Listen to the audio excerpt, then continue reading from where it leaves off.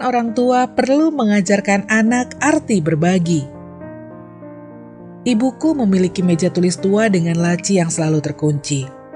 Tak satu pun dari kami 6 anaknya yang tahu apa yang ada di dalam laci, karena ibu tidak pernah memperlihatkan isinya kepada kami. 2 bulan setelah ibu meninggal, kakak perempuan kami membuka laci tersebut. Tak ada barang berharga di dalamnya, kecuali sebuah buklet kecil berisikan tanggal ulang tahun kami semua, lengkap dengan jam dan menitnya. Ibu selalu berkata bahwa kekayaan paling luar biasa dalam hidupnya adalah anak-anaknya. Dia mengabdikan sebagian besar hidupnya untuk mengajari kami berbagi, bertanggung jawab, dan selalu optimis. Ketika kami masih kecil, ibu kadang membelikan kami semua es loli dan berkata, "Biar ibu coba sedikit." Aku berharap ibu hanya makan sepotong kecil atau tidak sama sekali. Namun dia selalu menyukai es loli milikku. Aku menjadi terbiasa seiring waktu, dan setiap kali aku punya sesuatu yang enak, aku akan selalu membiarkan ibu mencicipi. Jika ibu tidak di rumah dan aku punya sesuatu yang enak, aku akan bertanya kepada saudara laki-laki atau perempuanku, "Di mana ibu?" Seolah-olah ada sesuatu yang kurang jika aku tidak membaginya dengan ibu. Ketika ibu sedang di rumah sakit, dia meminta jus kacang dan kesemek. Aku akhirnya menemukan jus kacang. Tetapi untuk buah kesemek, ada cerita yang berbeda karena adalah buah musiman. Di hari yang sama, aku harus mengantarkan paket ke rumah wali kota. Setelah aku memberikan kotak itu dan hendak pulang, istri wali kota baru saja kembali dari pasar dengan sekeranjang kesemek segar. Aku senang sekali ketika dia memberiku 6 buah. Aku langsung berlari ke rumah sakit dengan sekantong buah kesemek segar dan memberikannya pada ibu.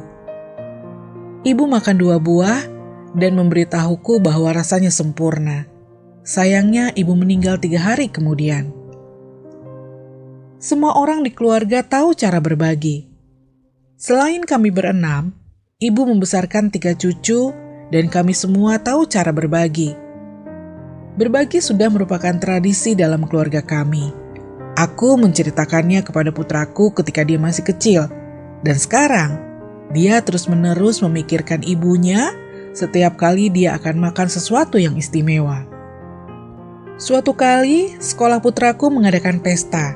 Gurunya memberi masing-masing murid 2 potong coklat.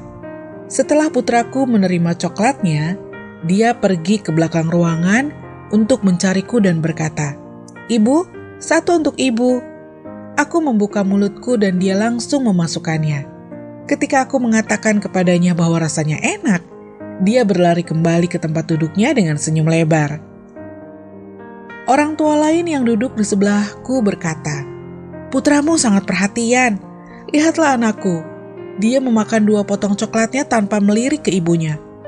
Aku tersenyum dan berkata, "Berbagi adalah kebiasaan yang dapat dipupuk sejak dini." Ketika putraku berusia 11 tahun, dia menelponku di kantor dan berkata, "Bu, bisakah ibu pulang lebih awal hari ini? Ada sesuatu di rumah." Tentu saja aku menjawab ya. Sayangnya aku harus bekerja lembur. Pada saat aku sampai di rumah, sudah jam 9 malam, dan putraku sudah terlelap di tempat tidur. Lalu ibuku menemuiku dan berkata, "Kamu telah membesarkan putramu dengan baik. Dia dan ayahmu membuat udang goreng mentimun. Dia makan potongan kecil dan menyisakan semua bagian besar. Hari itu aku menikmati udang terlezat di dunia." Sekarang putraku sudah beranjak dewasa dan memiliki seorang anak laki-laki.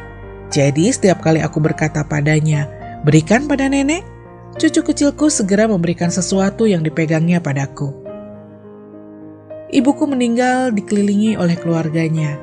Meskipun ibu tidak meninggalkan sepeser uang pun kepada kami, namun dia meninggalkan sesuatu yang jauh lebih berharga. Dia mengajari kami bagaimana berperilaku sepatutnya, bertahan hidup, dan menyadari kebahagiaan itu datang dari berbagi.